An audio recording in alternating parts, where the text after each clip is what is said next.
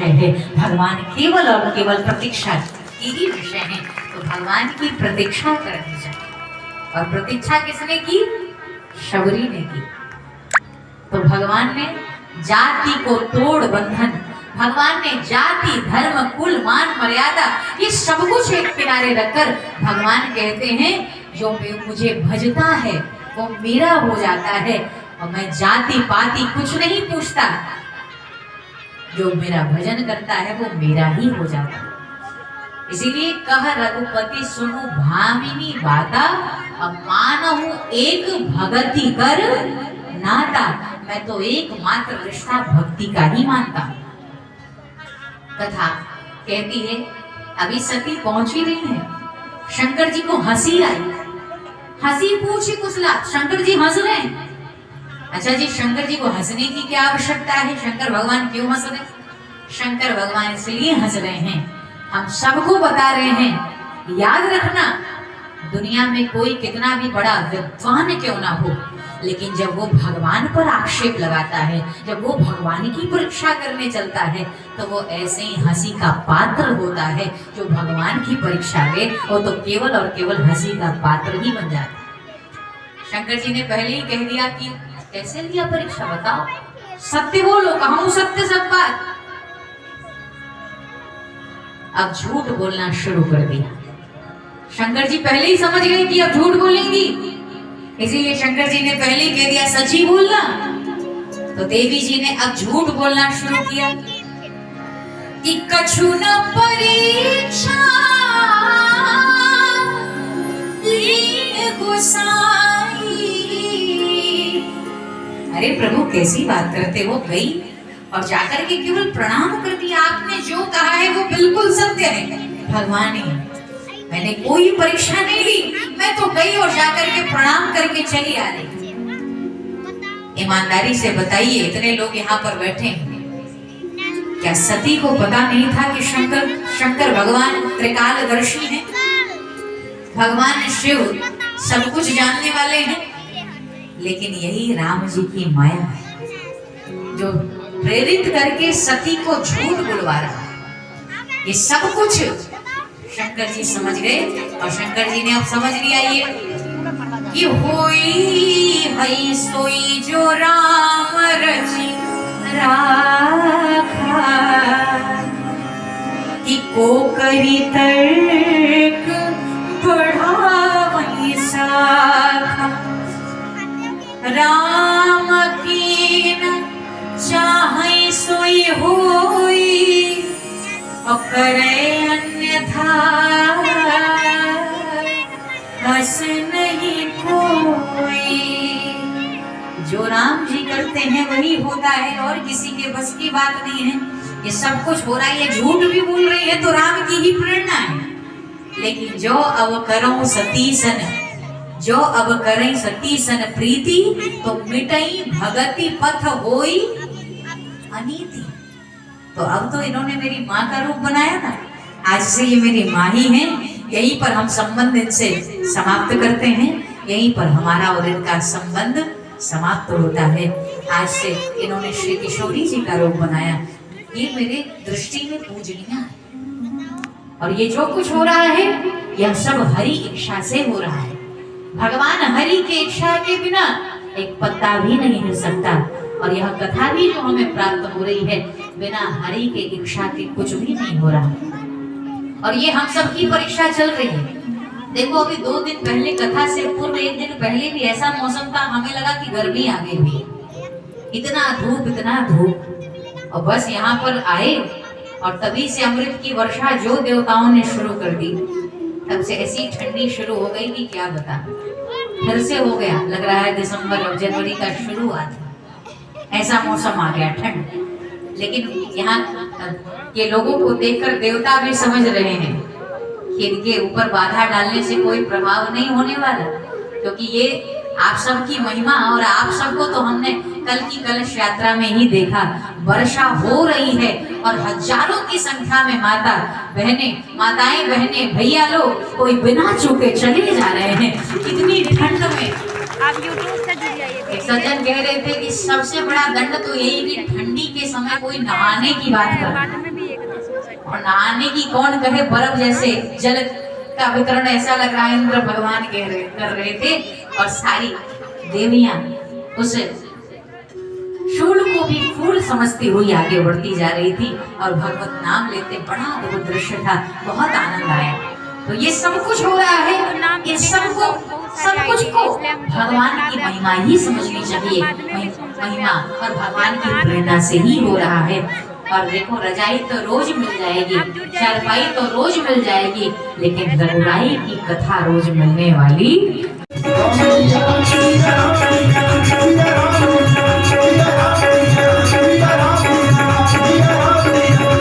सिया राम सिया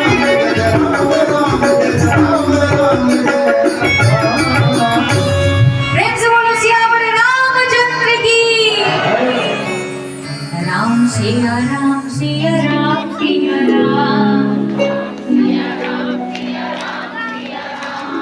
राम सिया राम सिया राम सिया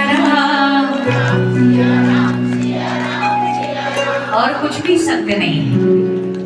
बाबा शंकर ने समझ लिया। बाबा शंकर ने कहा ये जो कुछ हो रहा है वो राम जी की प्रेरणा से ही हो रहा है।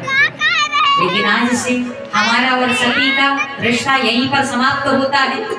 और शिव भगवान ने संकल्प किया और संकल्प करते ही आकाशवाणी हुई, जय जय हो। भगवान शंकर के संकल्प की सराहना करते हैं देवता।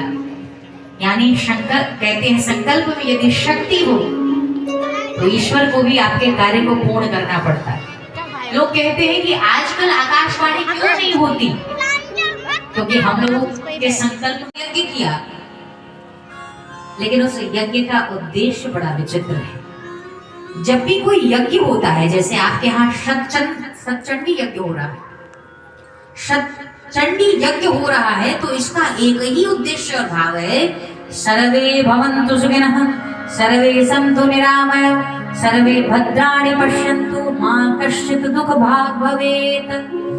यही उद्देश्य है, सब सुखी रहें। सब एक बार भी ब्राह्मण इत्यादि ये नहीं कह रहे हैं कि हिंदू भवन्तु सुखिनः, वैष्णव भवन्तु सुखिनः, सनातनी भवन्तु सुखिनः, वो ये नहीं कह रहे हैं। हम जिस सनातन संस्कृति में हमारा आपका जन्म हुआ है, हम इतने उदार भाव से रहने वाले लोग हैं कि हम एक ही कामना करते हैं कि सर्वे भवन्तु सुखिनः। सर्वे में सब आ जाते हैं, चाहे किसी जाति के हो, चाहे किसी धर्म के हो, चाहे किसी संप्रदाय के हो, पृथ्वी पे रहने वाले हर जीव के सुख की कामना करते हैं। इतना सुंदर हमारा सनातन धर्म है, इतना अद्भुत सनातन धर्म है। जितनी प्रशंसा की जाए कम है। भाग्यशाली मानिए कि हमारा और आपका जन्म ऐसे परिवार में हुआ है।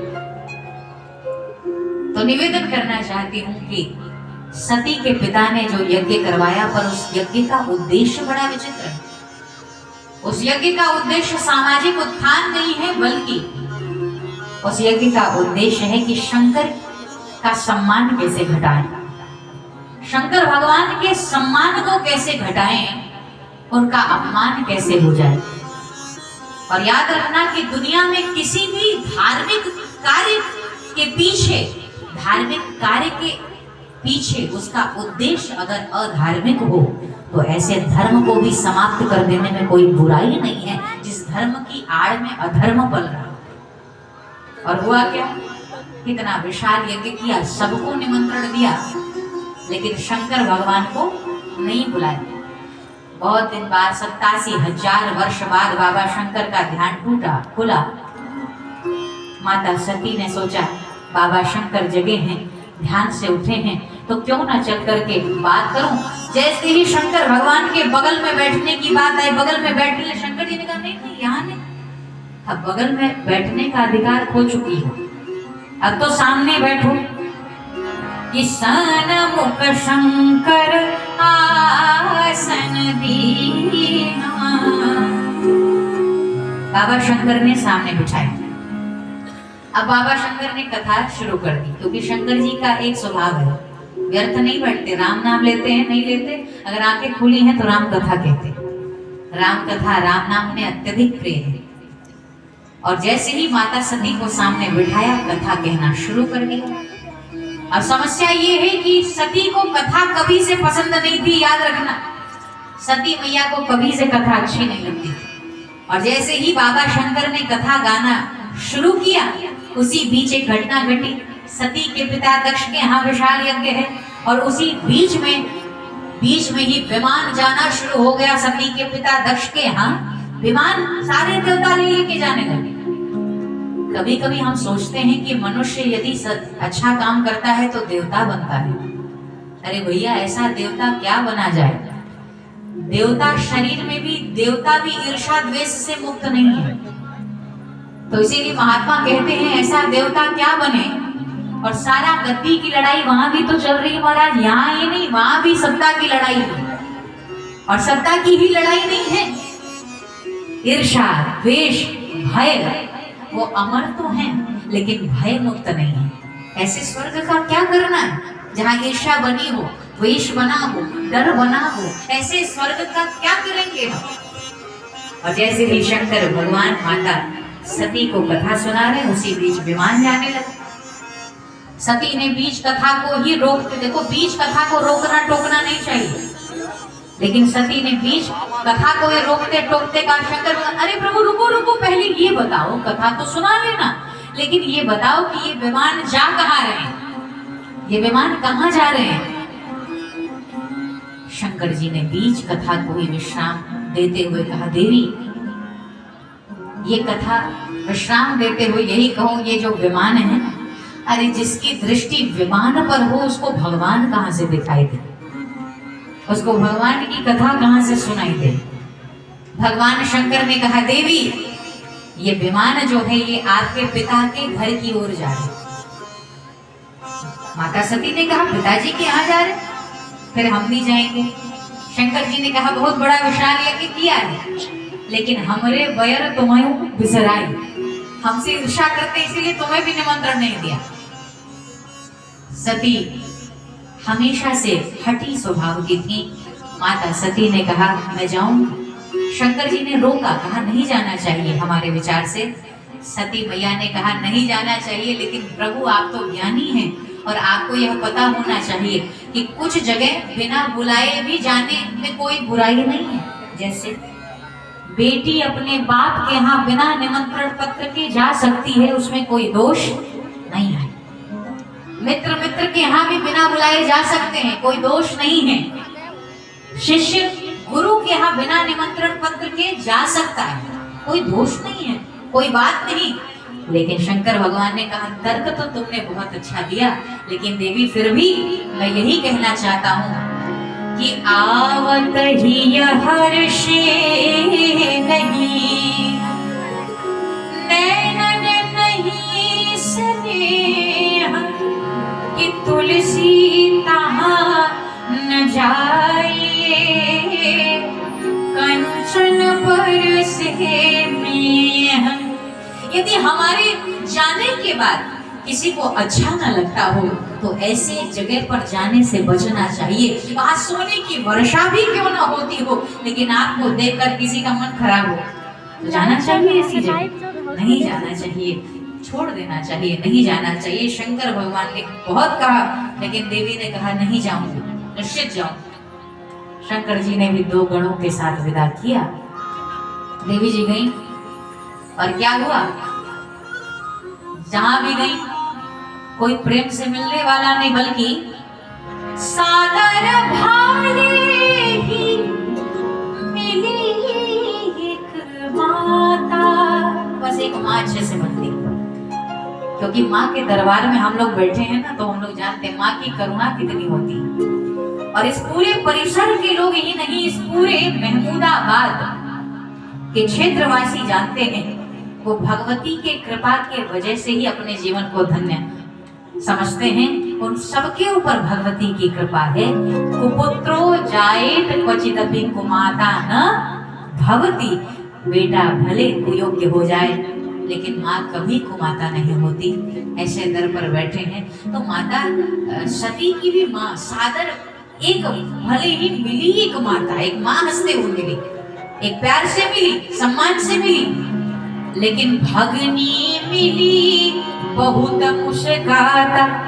जो बहनें थी वो बहुत हंस रही। अरे हंसना अच्छी बात है, लेकिन बहुत हंसना क्या है? बहुत हंसना, यदि कोई देख के आपको ज्यादा ही कुछ हंस रहा हो तो समझ लेना उसके हंसने में भी व्यंग है। हंसना एक अलग बात है और बहुत हंसना एक अलग बात है। जब बहुत मुस्कुराने लगी यानी उसमें भी कुटिलता छिपी हुई। देखो बिना बुलाए चली आई है, बुलाया भी नहीं गया और चली आई है और व्यर्थ का बहुत हंस रही।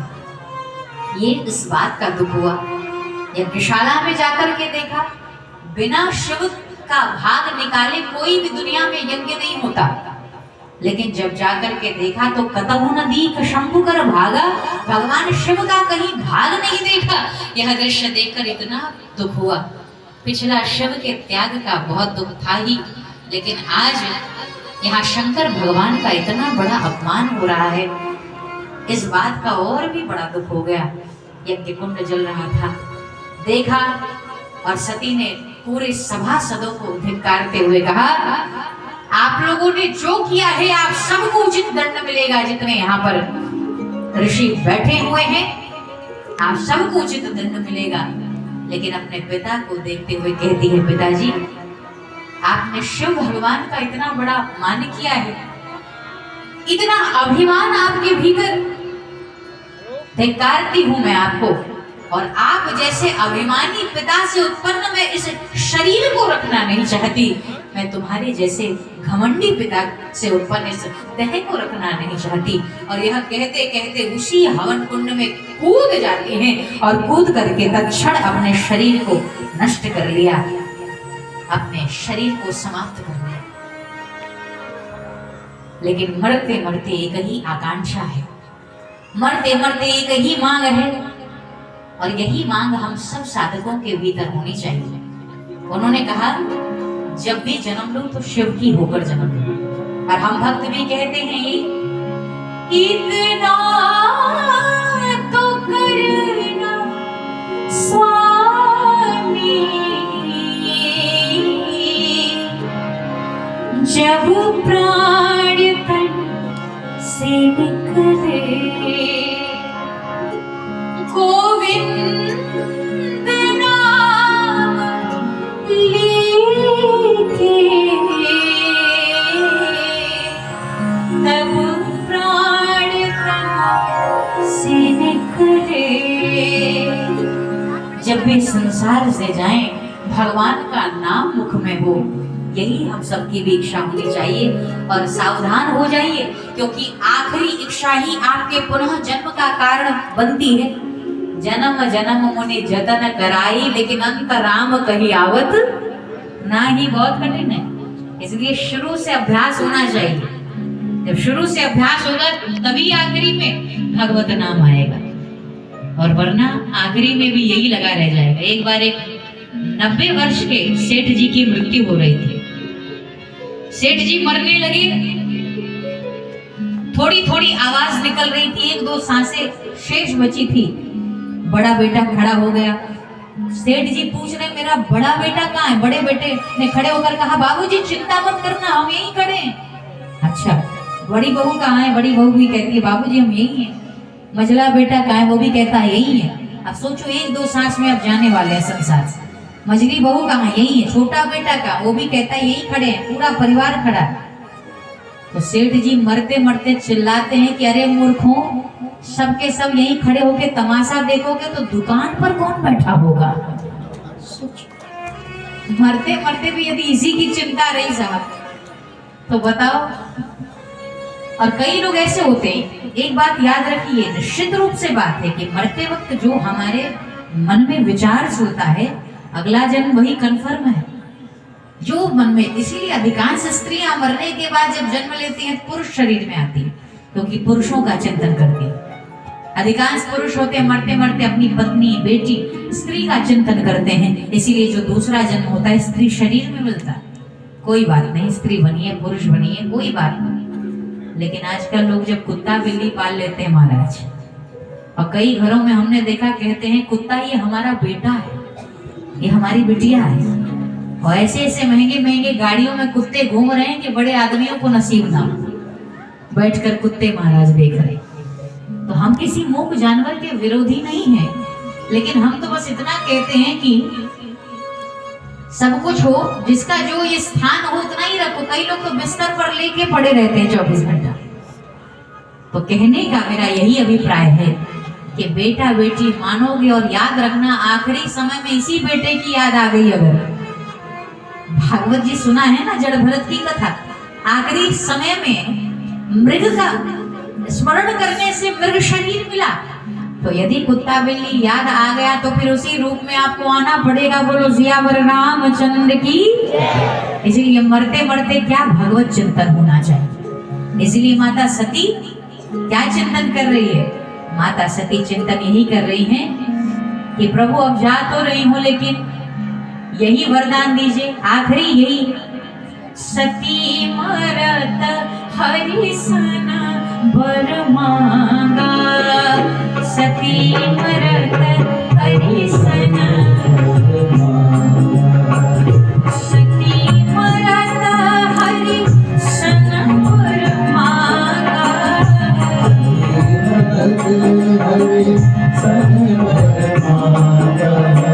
जन्म जन्म शिव पद अनुरागा, शिव जन्म जन्म शिव पद अनुरागा।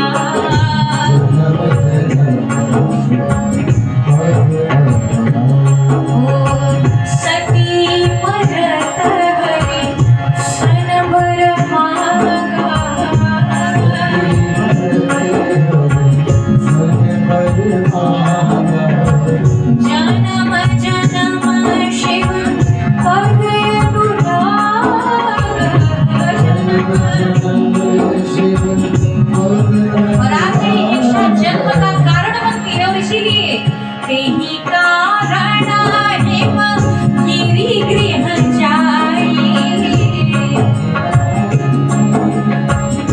तेहि कारण हिम गिरि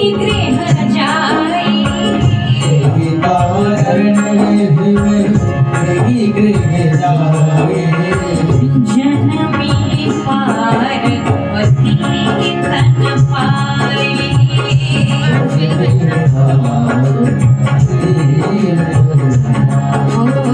ओ जनमी पार्वती तन पाई।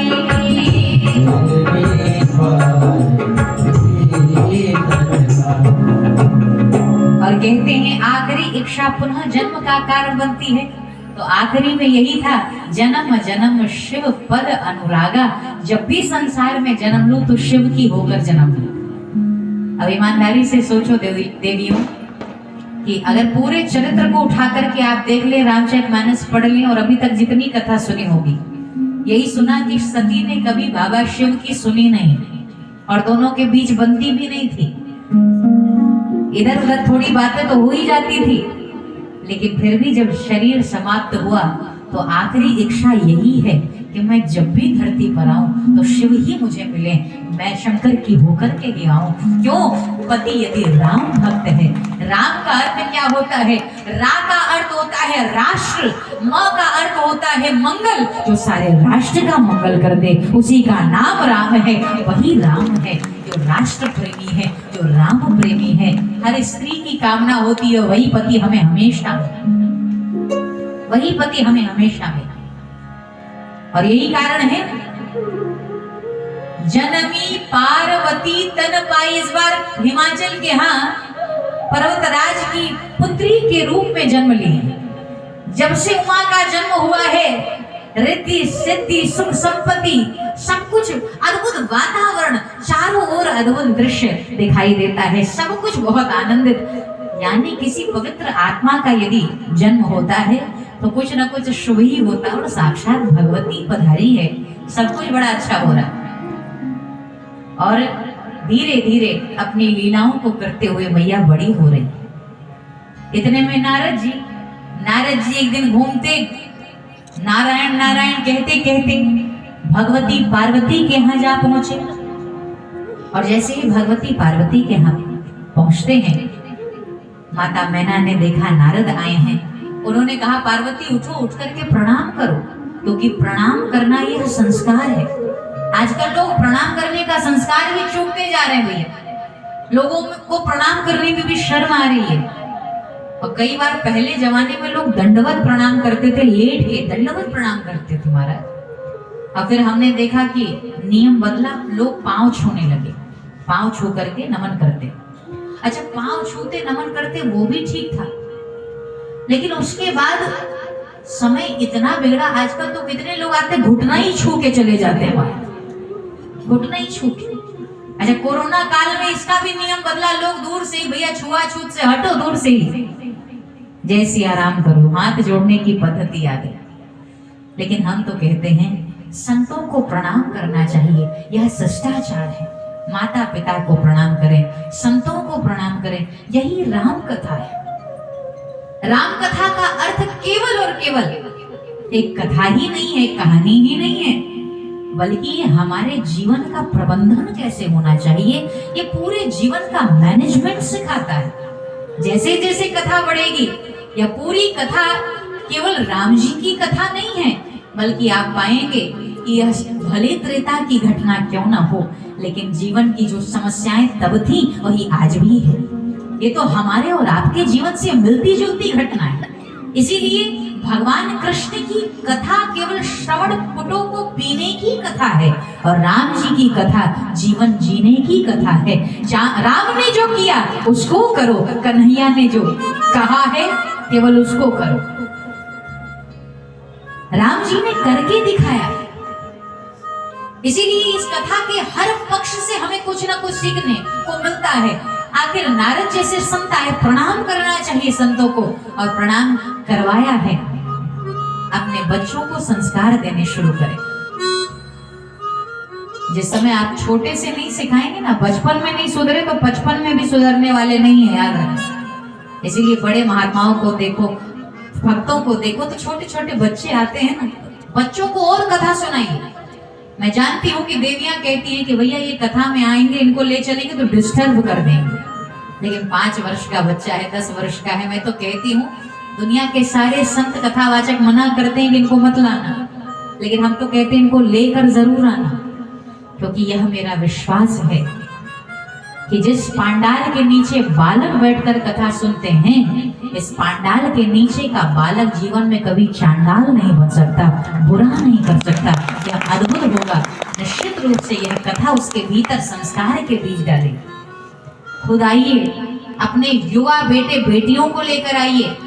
कथा से जितना युवा जुड़ेगा, इस कथा का और विकास, यह कथा उसके जीवन को सुंदर करेगा। हमारे भारतवर्ष के भी युवाओं का चरित्र सुंदर हो तो भारतवर्ष की ऐसे ही गरिमा बढ़ेगी। तो आज माता मैना ने कहा प्रणाम करो, प्रणाम किया।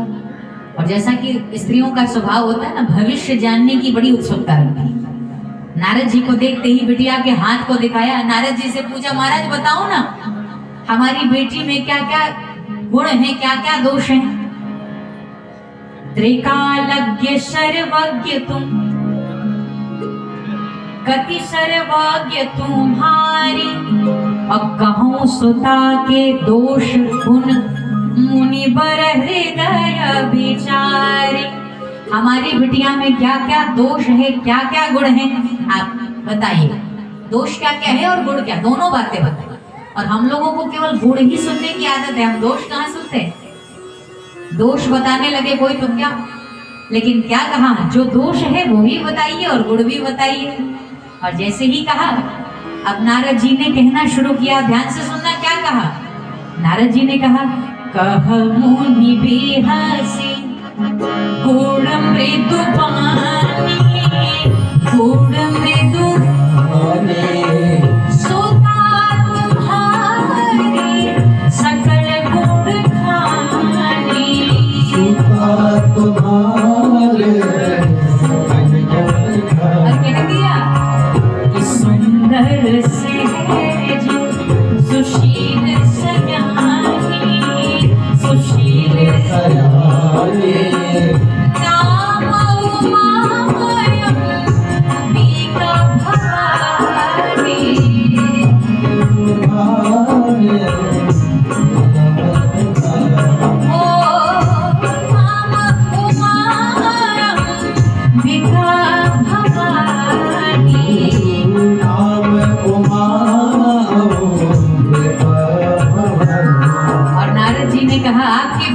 समस्त गुणों की खान है, स्वाभाविक सुंदर है, सुशील है, गुणवान है, अद्भुत है। इनके नाम से आपको जाना जाएगा। अरे पति की बड़ी प्यारी रहेंगी। दुनिया भर की स्त्रियां इनको याद करके अपने सौभाग्य की अमरता की कामना करेंगी। खूब नाम होगा, सब कुछ बहुत अच्छा होगा। अच्छा अच्छा बोलते गए। अब माता पिता हर्षाने लगे, आहा कितना अच्छा, हमारी बिटिया का इतना बखान हो रहा। बड़े प्रसन्न हुए, बड़े आनंदित हुए। लेकिन एक बात याद रखिएगा कि नारद कहीं पहुंचे और कहीं कुछ खेल ना हो, ये आज तक हुआ नहीं। नारद जी, नारद हम लोग कहते हैं जिसकी बातें कभी रद्द नहीं होती वो नारद। नारद लगाती थी नारद, जो ज्ञान का दाता है वो नारद। लेकिन एक सज्जन कह रहे थे कि बस इतना ही समझा आप लोगों ने। अरे लोग तो तेल में आग लगाते हैं, जो पानी में आग लगा दे वो नारद थे। और तब तो एक नारद थे, अब ढूंढोगे तो 10-20 नारद घूमते तो इस परिसर में ही मिल जाएंगे। इनका यही काम है। बोलो सियावर रामचंद्र की। तो नारद जी ने क्या कहा, सब बातें बड़ी अच्छी हैं, लेकिन आपकी बेटी को जो वर मिलेगा थोड़ा उसका भी तो गुणानुवाद सुन लीजिए, उसके विषय में भी तो बता दो। हाँ हाँ महाराज, जब बेटी आए इतनी सुंदर, दामाद तो और सुंदर होगा, और अच्छा ढूंढेगा। उन्होंने कहा आपकी बेटी को जो भी पति मिलेगा उसका जरा सा गुण सुन लीजिए।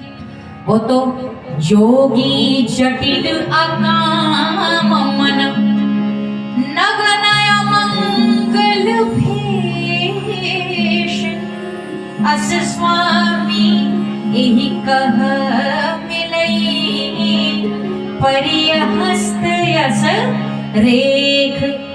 वो तो जोगी होगा, जोगी जटिल अकाम निष्काम, अमंगल भेष, नगन अमंगल भेष।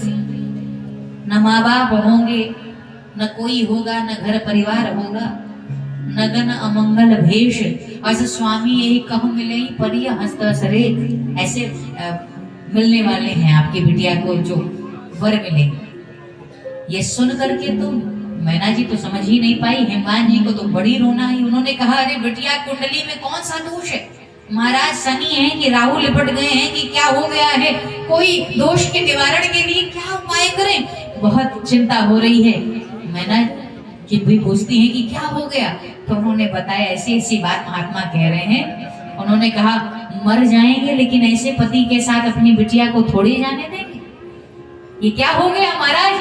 तो उन्होंने कहा जे जे बर के दोष बखाने ते सब शिव पही में अनुमाने और जो विवाह शंकर संग हो दोषों गुण सब कहनिज को। यदि इनका विवाह शिव भगवान के साथ हो जाता तो दोष भी ये गुण के समान होते हैं, लेकिन अब शिव जी ऐसे नहीं मिलेंगे। जो तप करे कुमारी तुम्हारी तो भावी ही मिटी सकई त्रिपुरारी। यदि आपकी बेटी तपस्या करे तो निश्चित रूप से कल्याण होगा, निश्चित रूप से आनंद आएगा। तो हमें लगता है कि अब समय भी पूर्णता की ओर है। थोड़ी देर आप सब, अच्छा 7 मिनट और है हमारे पास, घर में भी बैठ के जो लोग देख रहे, लेकिन फिर भी बताएं थोड़ी देर और आप भाव से सुने। जो जो गुण, जो जो दोष मैंने पार्वती के वर के दोष में बताए वो सबका सब भगवान शंकर में है। लेकिन जो तप करे कुमारी तुम्हारी भावे ही मिटी सकई त्रिपुरारी। तो शंकर जी सब कुछ बनाने वाले। ये बात सुनी और दोनों रो रहे हैं। माता पिता तो रो ही रहे, पार्वती जी भी रो रही है।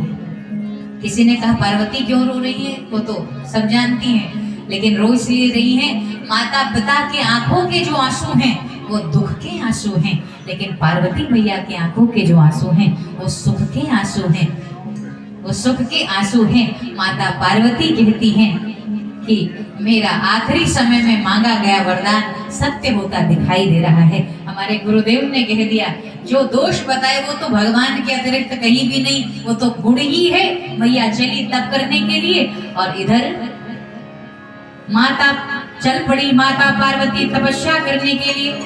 और उसी समय कहते हैं एक तारका नाम सुर के राक्षस ने बहुत आतंक मचा दिया। इतना आतंक, खूब तपस्या की, भगवान प्रसन्न हुए, क्या चाहिए?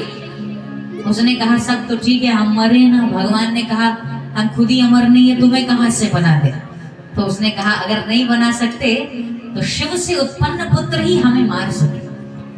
अब उन्होंने तथास्तु कह दिया, लेकिन शंकर जी विवाह करें तब तो पुत्र की उत्पत्ति हो।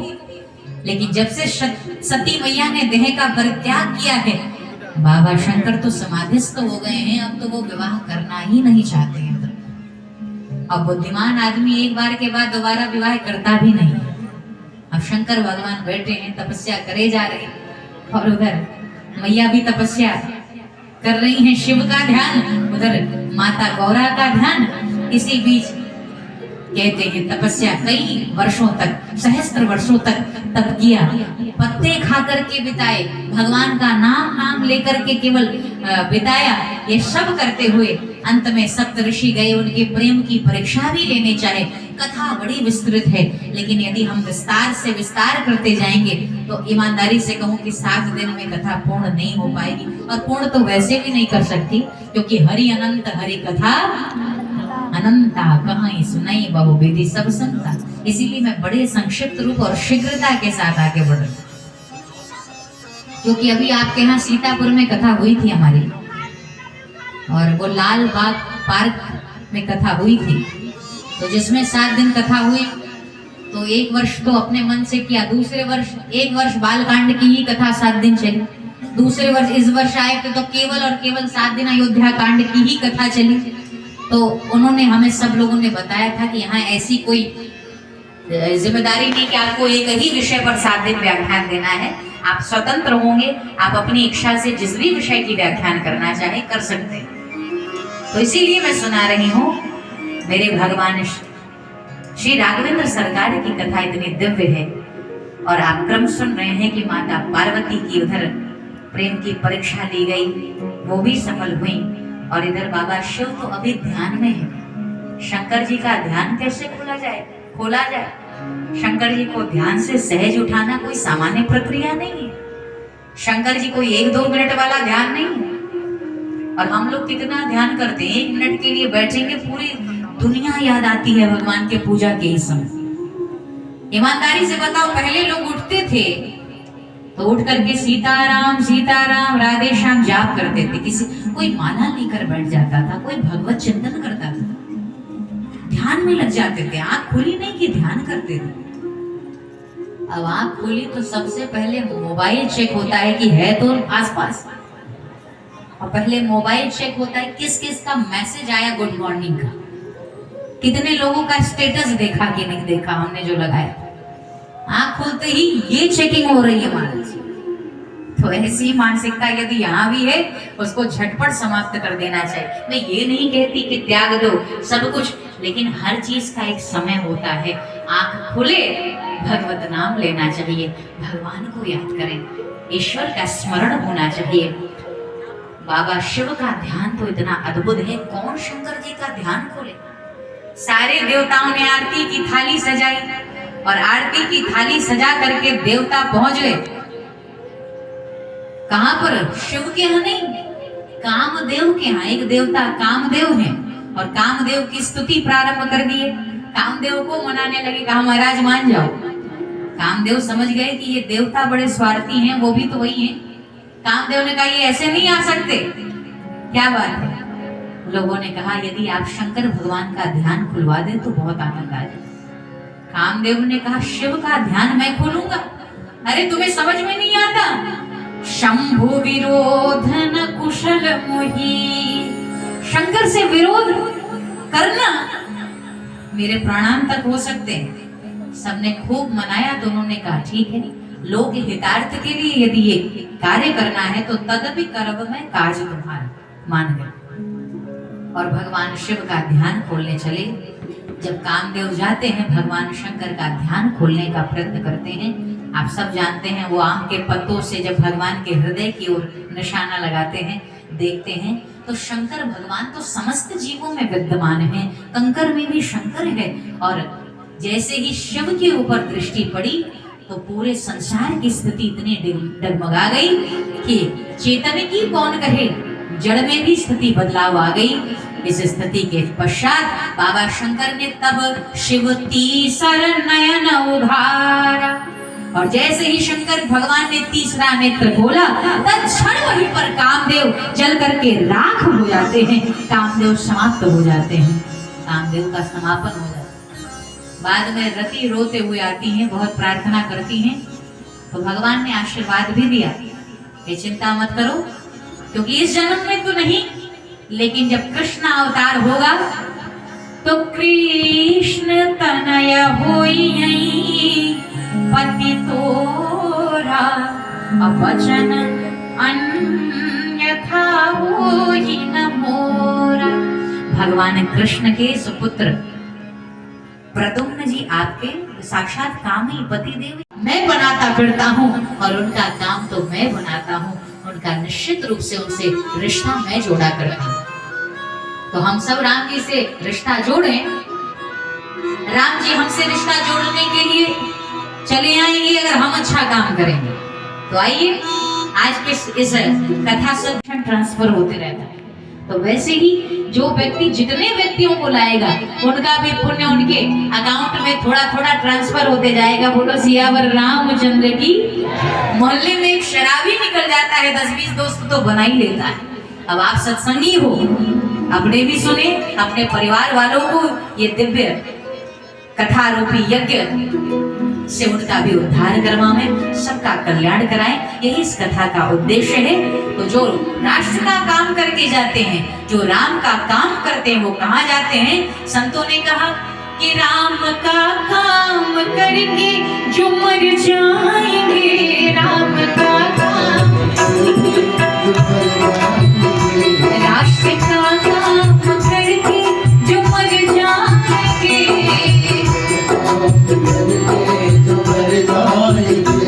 वो हमारे नाम दुनिया में कर जाएंगे, वो हमारे नाम दुनिया में कर जाएंगे, वो हमारे नाम दुनिया में कर जाएंगे, वो हमारे नाम दुनिया में कर जाएंगे, वो राम का नाम करके जो मर जाएंगे उधर जाएंगे, राम का नाम लेकर जो मर जाएंगे।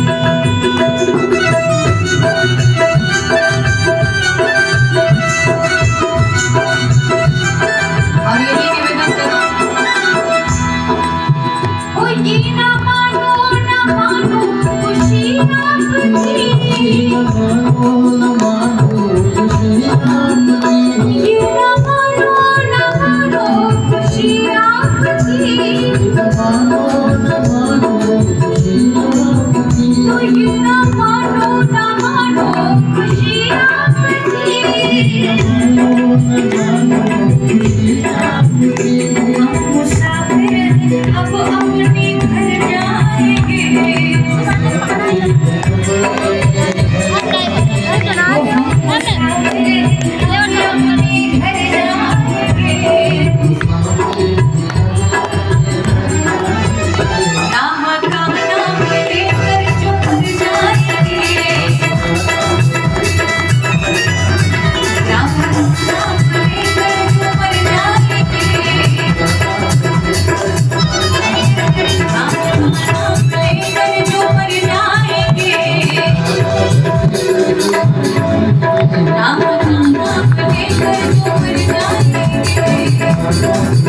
और आप नाम बड़े भाव से लेना है और कहना है बोलो राम सीताराम,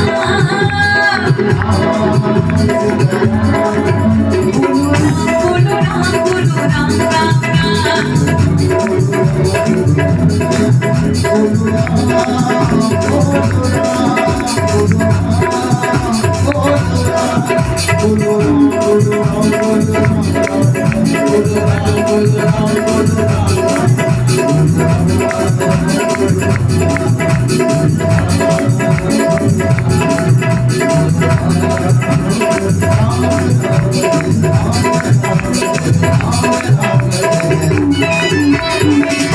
प्रेम से बोलो सियावर रामचंद्र की, वीर बजरंगबली की, शंकर भगवान की, यज्ञ नारायण भगवान की, संकटा माता की, सब संतन की, सब भक्तन की, नमः पार्वती पते हर हर।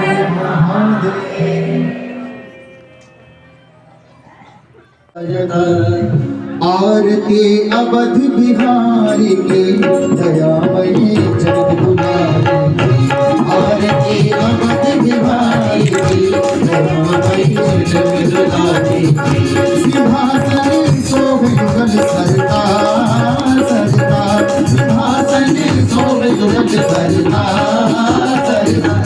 परस पर हंस वीरत भरमार,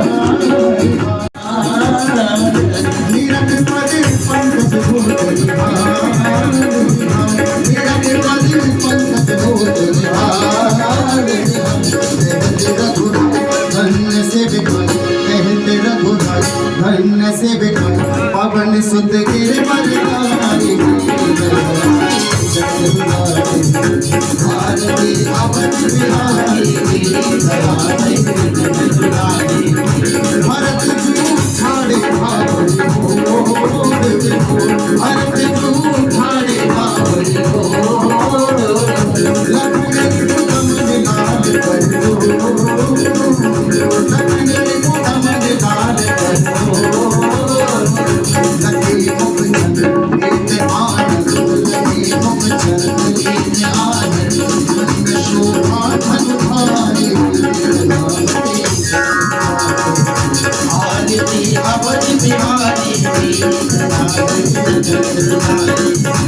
आरती जो कोई जलकारी, आरती जो कोई जलकारी। प्रभु पद सिमरत पावे, प्रभु पद सिमरत पावे।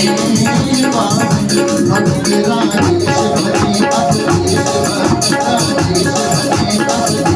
बोलिए जय भैया।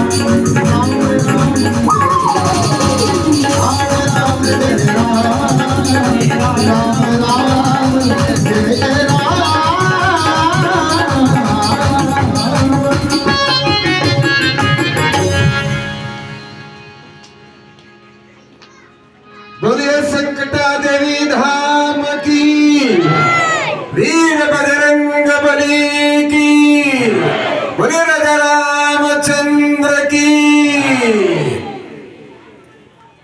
सभी लोग